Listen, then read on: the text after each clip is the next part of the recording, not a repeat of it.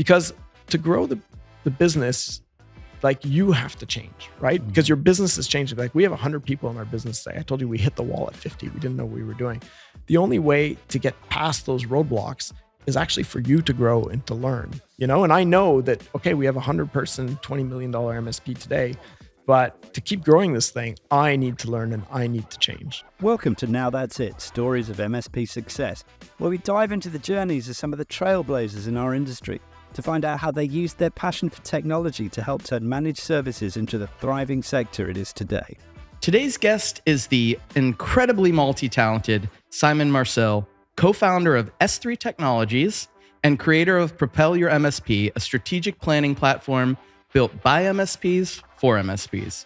Simon was one of the early adopters of the VCIO services, turning internal innovation into scalable tools.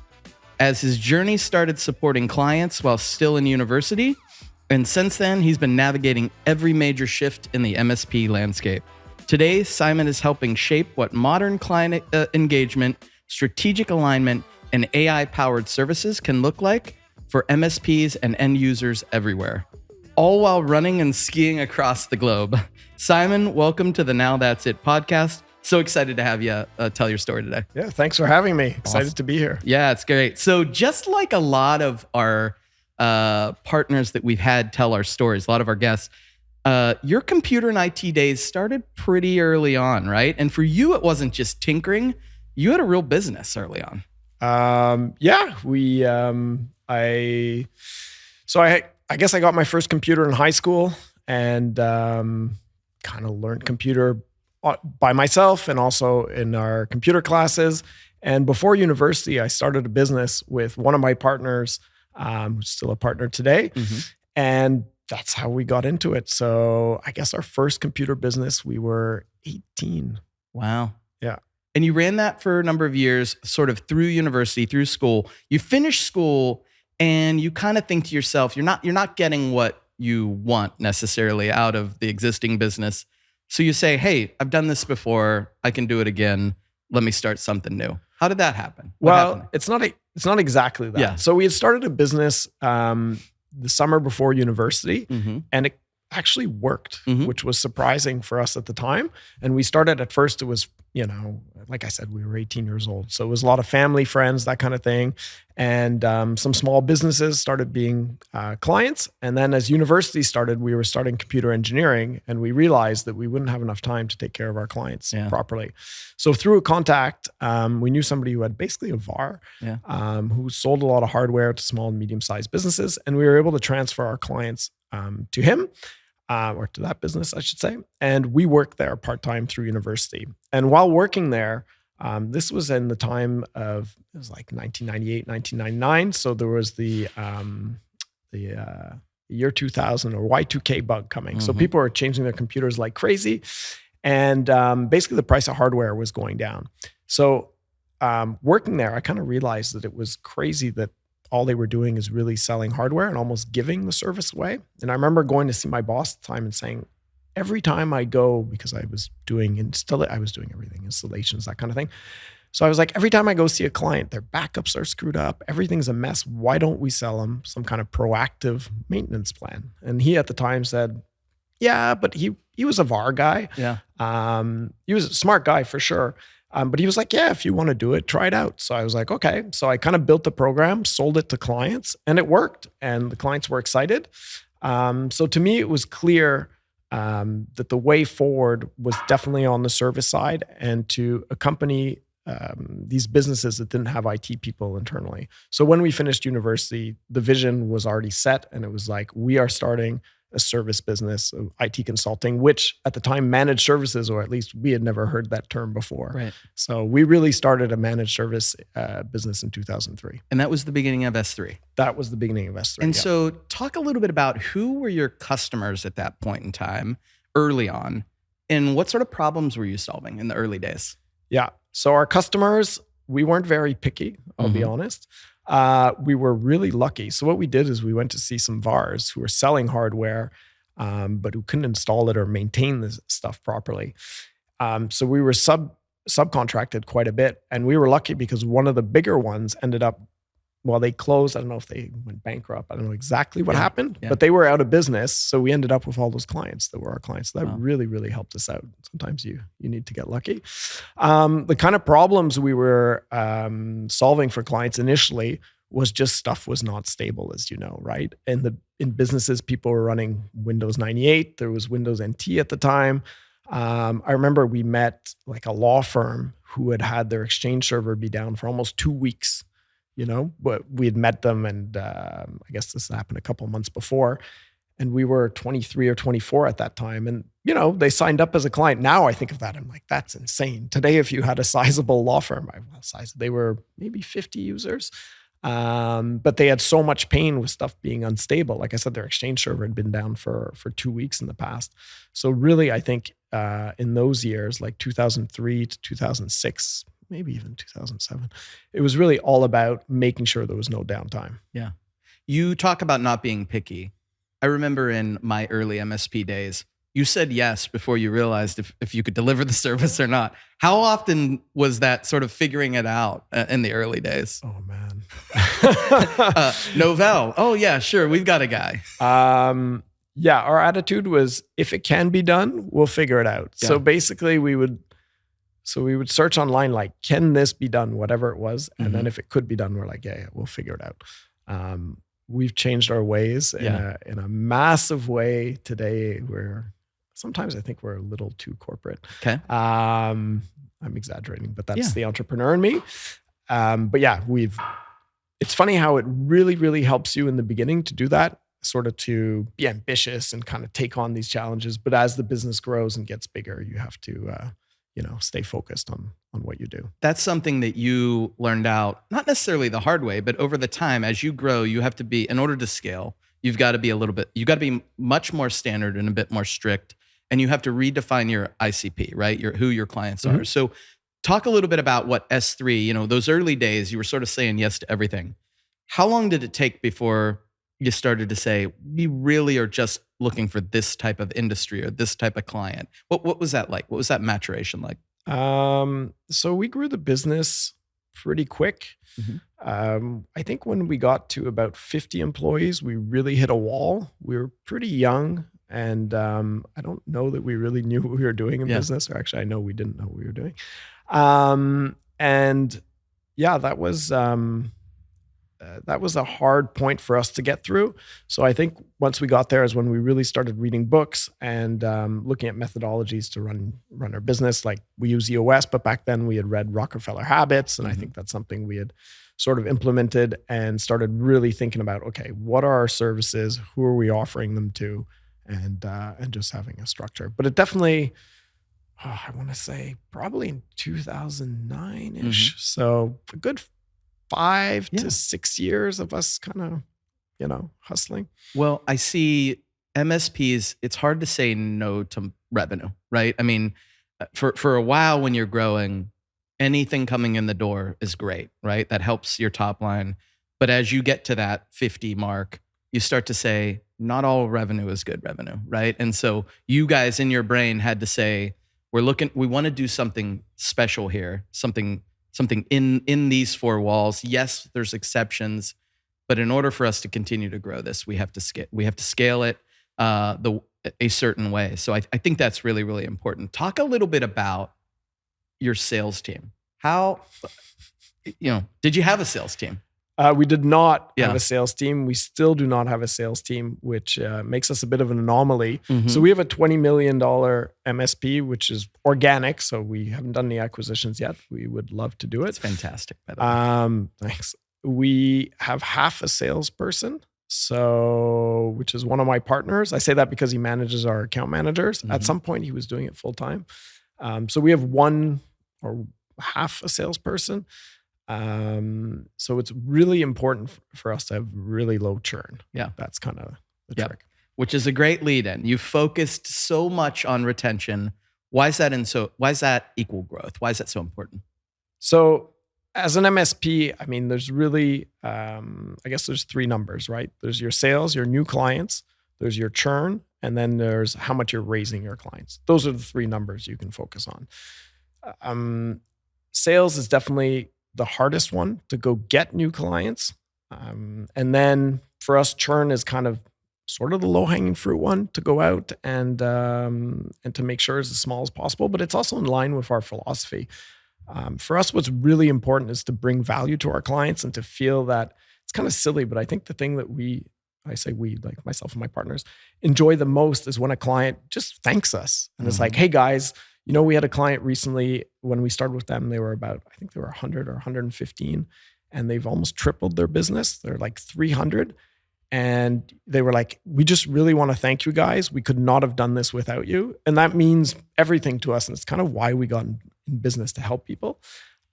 All that to say that reducing the churn is also in line with what we want to do. So that's really why we attack that. That's amazing. So follow up on this. You were very invested in what I would consider high sort of time intensive, cost heavy things like road mapping out 3-year plans, things like that for your customers. Why was that so important at whatever stage that happened? How did that start? I'm trying to think. So we started that quite early. I was the one who started it myself. And it was just thinking about, I don't remember if it actually came from a client the first time we did it, but it just seemed natural. I'm guessing it probably came from a client who wanted to know a little, like, give us a budget.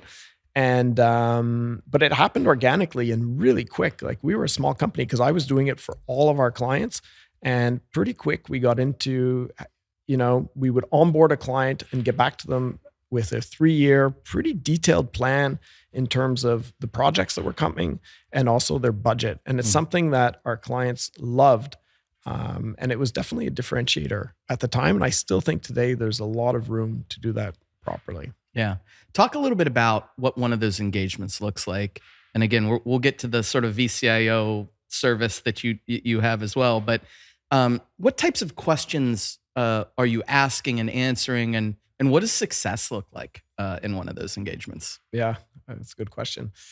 We like to have we call it a strategic alignment session with our clients. So once a year, and we definitely do this at the beginning of the engagement with the client, we will have a session with them where we're just asking them the questions, typically about their business, and we're taking notes, and that's it. We want to basically speak like, 3% of the time. The rest of the time, we're just taking notes. So the questions are open-ended, and we'll ask, where are you going for your business? What is it? What do the next 3 years, 5 years look like for you? What are your biggest challenges? We'll dig into, are there some departments you're looking to grow, some services you're looking to add, what kind of clients you're going after? And then we'll touch IT and see, is IT working? Where are the challenges there? And then we will actually ask them, what does success look like for you in a year from now?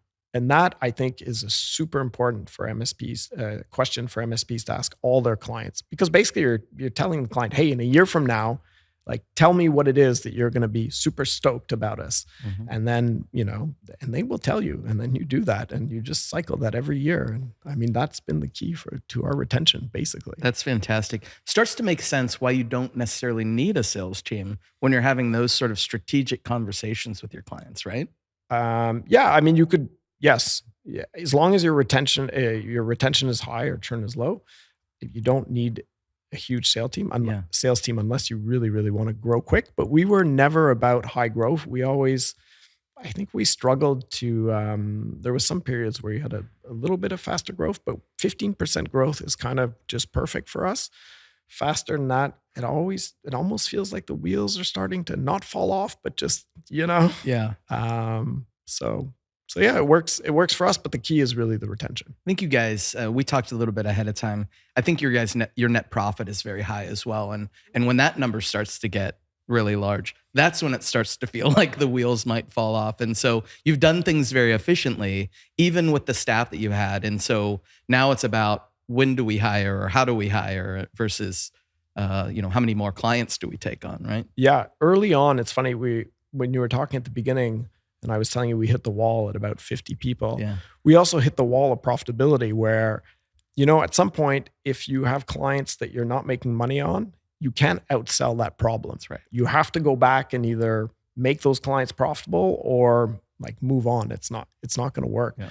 So that's a lesson we learned too at that moment, and kind of went back and cleaned up those skeletons in our closet. That's great. And it's really something that stuck to me. It's like, if you have unprofitable clients, you will never outsell that problem. One of the best pieces of advice that I think anybody gave us was, look at the profitability of every single one of your clients, measure that on a month-to-month basis, understand why things went up or why they went down. And if they continue to go down consistently, then it's time to have that conversation with the client. Absolutely. Right? Awesome. Yeah, we track that. Yeah. We track that on a monthly basis for every single client. And of course, we look for trends, right? You're not, every client will have some difficult periods. So something really interesting that you shared with us, Stephen, with Stephen and I ahead of time, Simon, was you mentioned the importance of engaging every single user at a client organization. How do you offer such a white glove service and also scale that? I think it's a mindset, and it's something we've come across, I'm going to say recently, relatively recently. It's been years now. I think MSPs, and we were guilty of this, will often think about their client as their point of contacts at the client. And we decided what if we think of every single user as a client? And what does that user's journey look like with us? And really the goal is, if you do a good job with every single users, these users move around. And again, this all comes down to us not having many salespeople. These users move around and you get referrals, and you can get referrals from any single user at a client. But I would challenge MSPs to think about how many of these users actually know who you are and understand your services, and do you have a relationship with them?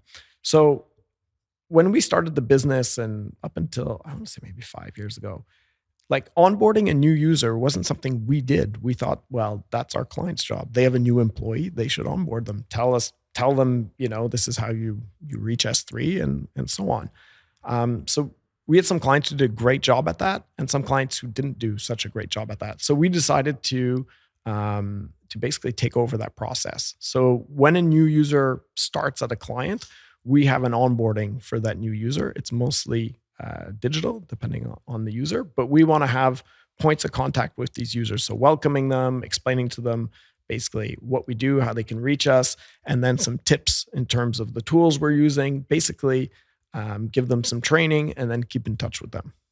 That's great. So you're doing this really great thing, this VCIO role, your strategic planning, you're having these conversations, but you identify a pretty apparent gap, right? It was hard to scale this without automating it in some fashion, right? And so you saw an opportunity, and what happened? How did these meetings with your customers turn into this VCIO offering that you're delivering to other MSPs now? Yeah, so there's a couple things in this actually. And this is something we help MSPs with. So a lot of people have a hard time scaling the VCIO services they offer for a number of reasons. The first one is normally it's owner-led. In our case, I was the one doing it at first, and a lot of people struggle to find good VCIOs. And for us, what really made this thing scalable is when we split the role of VCIO and account manager. Typically, in a lot of MSPs, you'll have a VCIO, which is basically an account manager, a VCIO, and a project manager all in one. And those skill sets are very, very different. So a VCIO for us is somebody that's very technical, creative, that can really explain technical concepts to clients. And an account manager is somebody, on the other hand, that's very organized, nothing slips through the cracks, the follow-ups, and who's also there to have the tougher conversations. So your VCIO is that trusted advisor, but it's a funny role when you're the trusted advisor, but also getting into not disputes, but conversations over billing, that kind of thing. Right. So splitting that role made it really a lot easier to go and find good VCIOs and good account managers, and to stop looking for a unicorn. So that's the first thing. The second thing after that is how much time it took to actually build these roadmaps. And so we started automating the process, and that's how we started Propel Your MSP.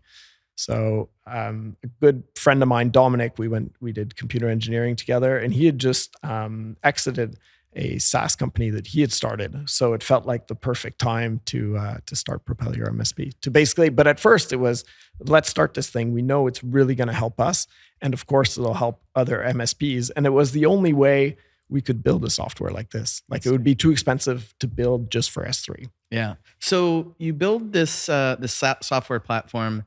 Talk about some of the early MSPs or your early customers. How different did they look than maybe your early customers in your S3 days? You're talking about MSPs using Yes. Propel Your MSP? Yeah. Yeah.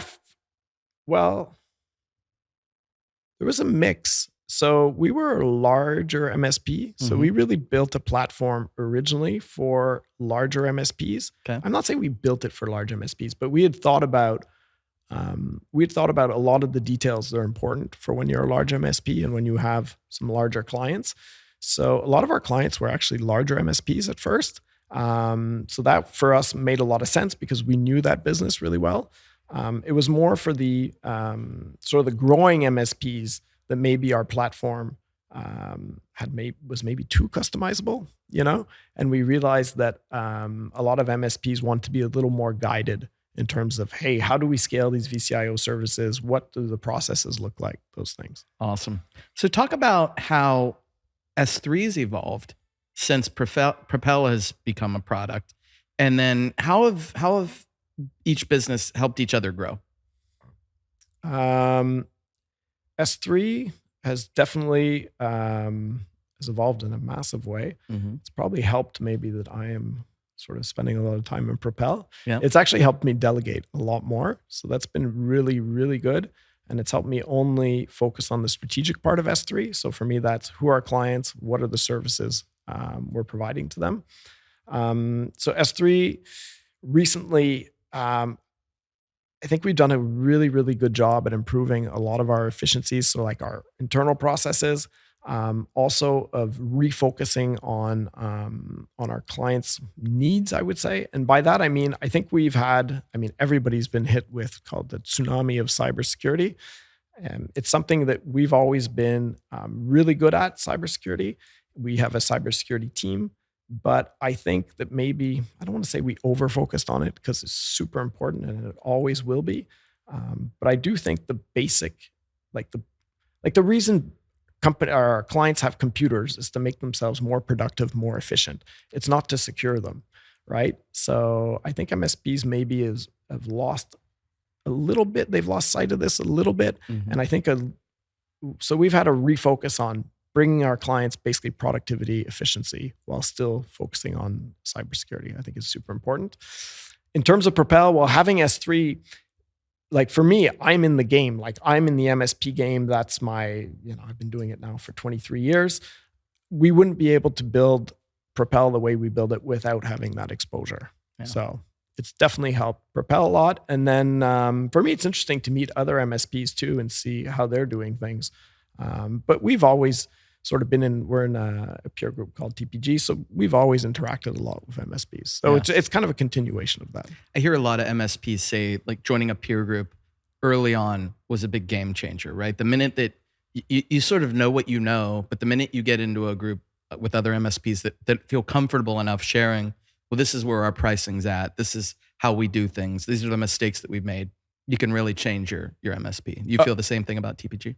100%. It was, it was game changing, and I don't use that lightly. Yeah. And a big shout out to Gary Pika, who hooked us up with TPG. And I think we ended up taking his role because as he exited his company, he was in TPG, and then obviously he started True Methods. But we met him and he referred us to them because I think he was surprised at the time by how large of an MSP we had without kind of knowing what we were doing. We'd kind of done this on our own, and we're Canadian from Quebec, isolated. And he was like, okay, I think I've got the right peer group for you. And he hooked us up with TPG, and it was mind blowing. Really good.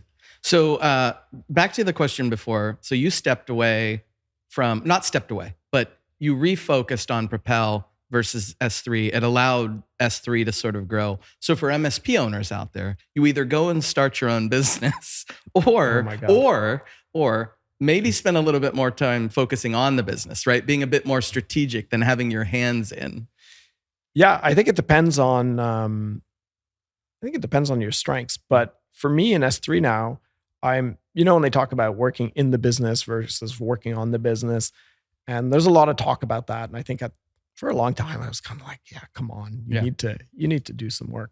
But now I've kind of embraced this a lot more. And everything I do at S3 is I'm not working on one client. I'm working on all our clients at a time. So I'm really working on projects or things we're putting in place that impacts all our clients.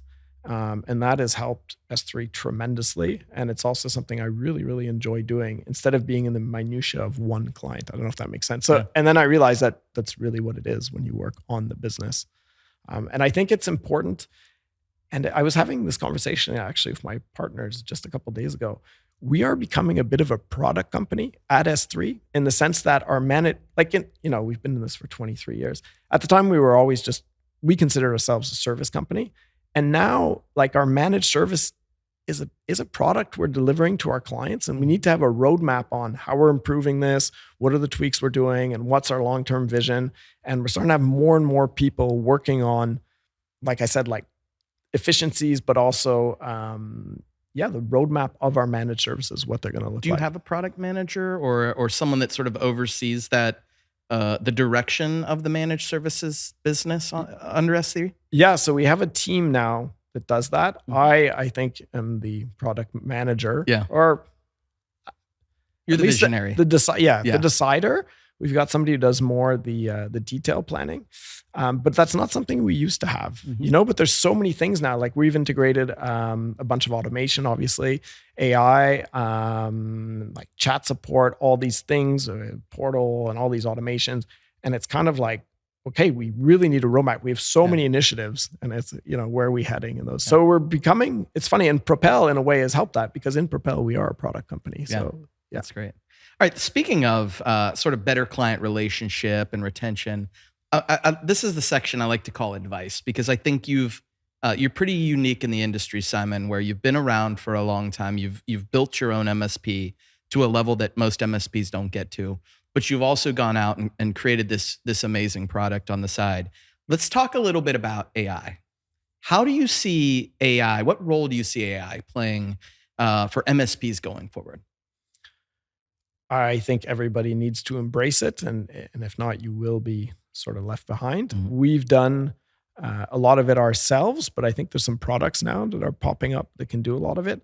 So we use AI to do a lot of sort of repetitive, it's a mix of automation and AI, but I'll give you a couple examples.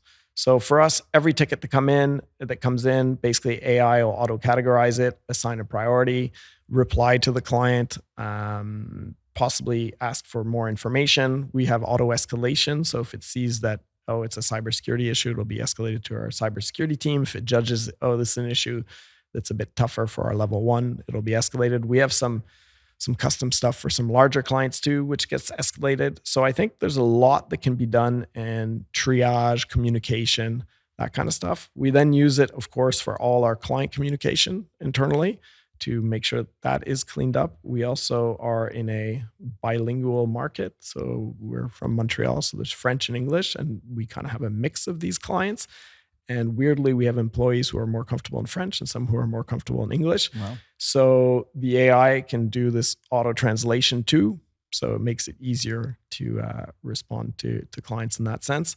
And I think there's the right mix of, you don't want to be a too early adopter and put too much time and effort into it.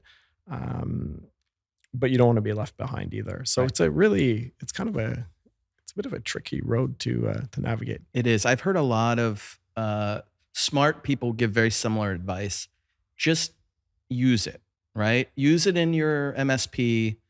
Find places for it. You've been a bit more strategic. You've found places where it gives immediate help, right? Whether it be on the service desk side or the end users, but get comfortable with it. Is there a service around it yet?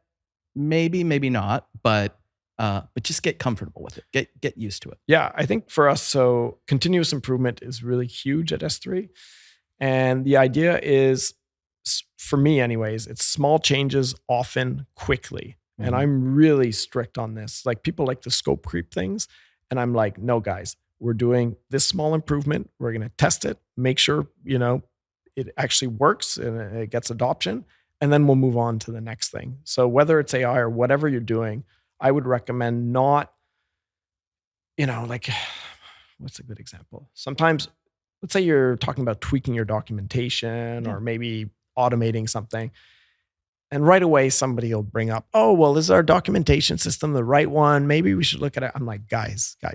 What is the problem we want to solve here? What is the smallest improvement we can make that'll just bring us to the next level? And just do those as often as possible. And those will add up. I find if you try to do something that's too big, it gets really complex. You do a ton of work. You haven't really tested to make sure it works. And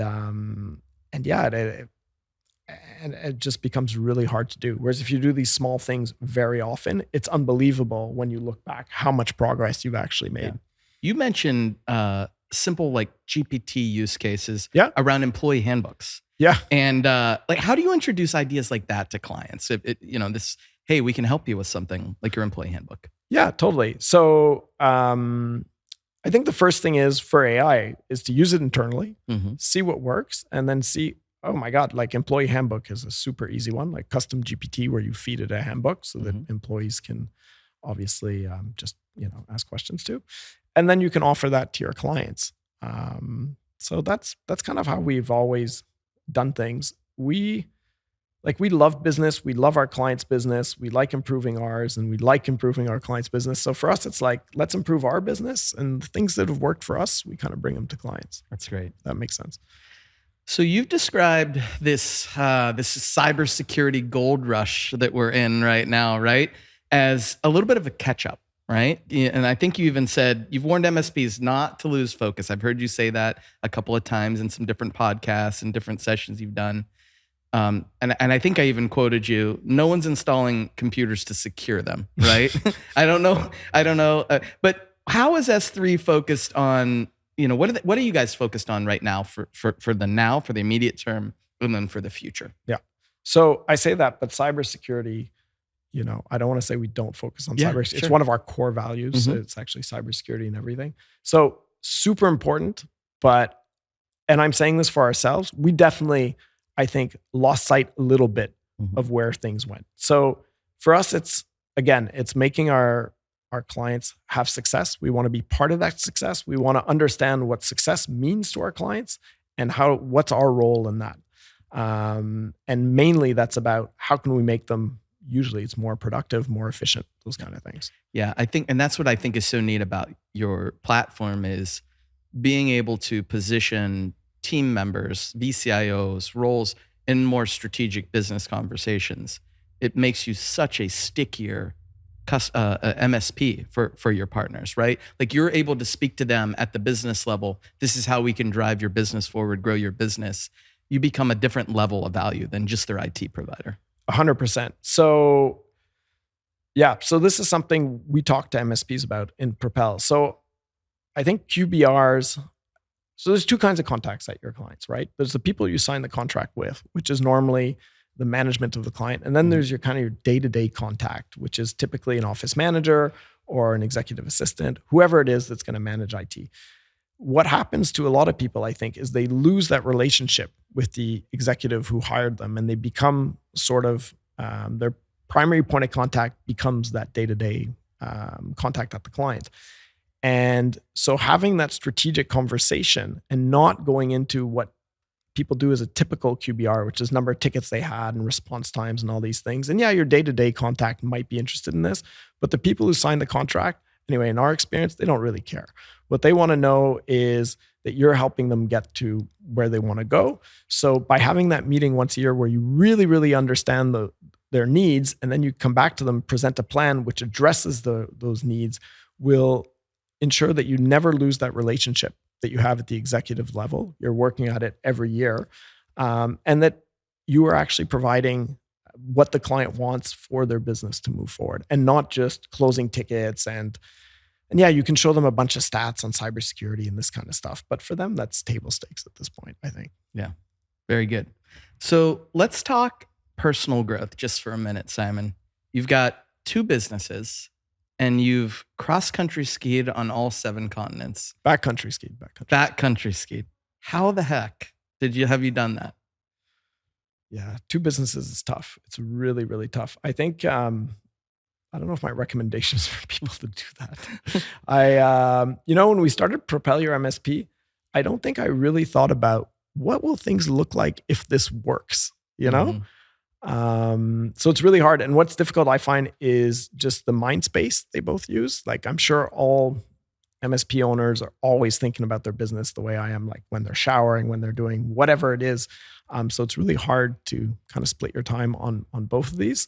So I do a lot of trail running and a bunch of backcountry skiing, which I put a lot of time into. But running is really one that I do a bunch of stuff at the same time, and it really helps me in the business, which I know sounds weird.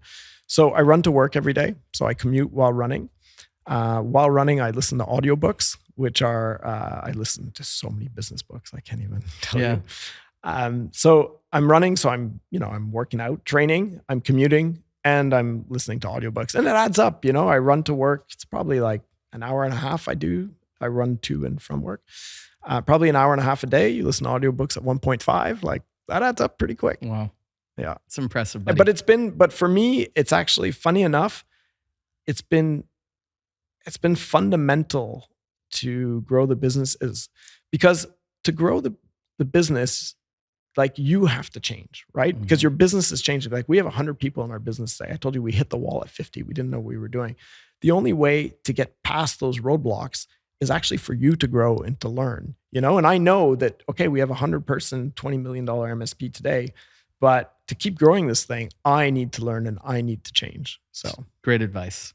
All right, talk a little bit about the future. What does the future look like for S3? Or at least, what are you anticipating? How are you planning? And then same for Propel.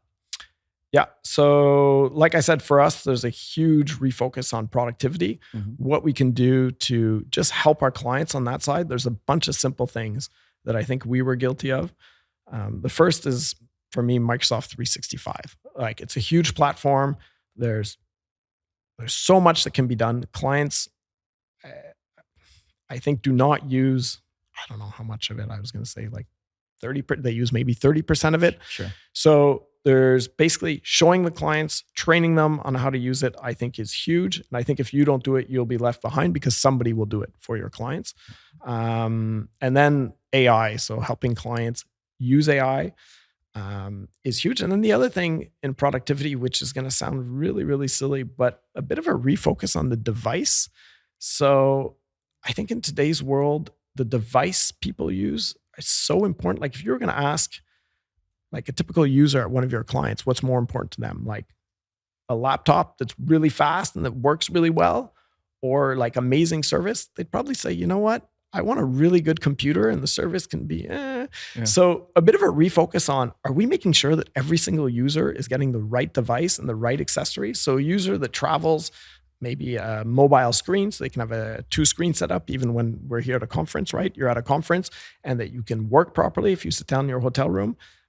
Good docking stations if you've got maybe an owner that has obviously works from home a bit and maybe from the cottage. And then accessories like headsets. So a refocus on, like I was saying, every user is a client, and a focus on their devices, which is really basic, but I think, and we've been guilty of it, of maybe of not focusing on that enough. Gotcha. And then how about for Propel? Obviously, you continue to build your client base, the MSPs, the larger MSPs.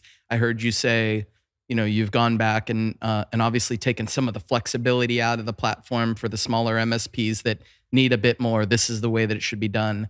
But how do you anticipate that evolving? I assume AI is a piece of that and more. Totally.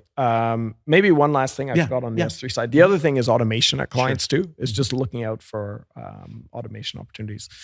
Propel, no, it's not. We definitely didn't take out any features of customizing. It's still a platform that can be massively customized. It's maybe guiding them a little more, doing a better job at onboarding. I think that's been like really important. So we want to continue to improve there. The next thing for us is, or that we want to continue. So our platform, we've built what we call Propel Live. It's basically a web presentation view that's this interactive, it's like an interactive presentation that you're putting together with your clients, so that when you're presenting the roadmap, you're working with the client to see what they're interested in, what they're not interested in, and the budget is is basically being done in real time. So it's participative. So that's been really, really powerful. What we want to do is give access to the clients for that so that they have a portal. Right now it's a presentation and you can send them kind of a leave behind report, but give them access to that. And then just some more tools that the clients can access in real time as well. But we have some cool, in the short term, we have some really cool features that are coming out where something I think that's super important to all MSPs is the stack and making sure that you're standardizing that stack for all your clients. So in Propel, we've got this stack module that will launch in maybe 2 months. And it kind of automatically detects the stacks at your clients and gives you a stack alignment score and really kind of, because we can do it now, but this kind of puts a focus on the stack in the presentation. It's cool. Awesome. And for any of our listeners that don't know about Propel and want to learn more about Propel Your MSP, how do they get more information? Yeah, propelyourmsp.com. We do a ton of podcasts, webinars. So I think that's a great way to check us out. There's a lot of information on our website, but also if anybody's interested, just propelyourmsp.com, and we're happy to give you a demo, show you around the product. And then, and like I said, we've gotten a lot better at onboarding people. So then making sure that we set it up so that you can test it with a client. And then once you've tested it with one client, we're very confident you'll see the value and then you can sign up. So there's no commitment. Awesome, Simon. All right, now for our favorite question that we like to ask. This is the Now That's It podcast. So Simon, I just want to ask you, when did you know now that's it?